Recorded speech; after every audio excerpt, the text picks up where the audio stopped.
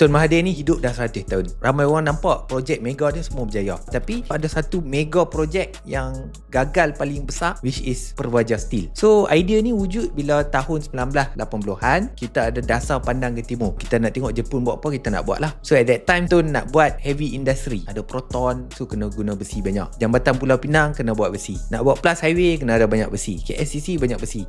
So bila nak banyak besi, kita at that time tak ada pun kilang besi. Kita kena import besi-besi luar. So dapatlah satu idea. At the same time kita boleh set up kilang besi plus boleh bangunkan pantai timur. Mereka buatlah Perwajar Steel ni dekat pantai timur dengan kolaborasi Nippon Steel dari Jepun. So Nippon Steel ni dia masuk dengan kepakaran lah. Dia dah buat lama dah. Dia ada teknologi dan dia inject dana sikit. Waktu tu kita nampak hebat lah. Tahun 1980-an Malaysia dah ada kilang besi atau industri besi mereka sendiri. So gurun tu sebenarnya cawangan Perwajar Steel. So kat Terengganu dia punya asal lah. So spillover effect dia, dua negeri ni, Pantai Timur dengan Kedah ni, tak ada banyak peluang pekerjaan, tak ada industri, mereka dapat peluang pekerjaan hasil Perwajar Steel ni. Tapi bila mereka buat benda ni, something yang mereka tak nampak, bil elektrik melambung, pengurusan out, harga besi pula jatuh. So banyak krisis. Lepas tu apa jadi? Nippon Steel dia kata okay, I nak tarik diri. Sebab benda tak jadi, tak laku, teknologi tak kena, tengah rugi.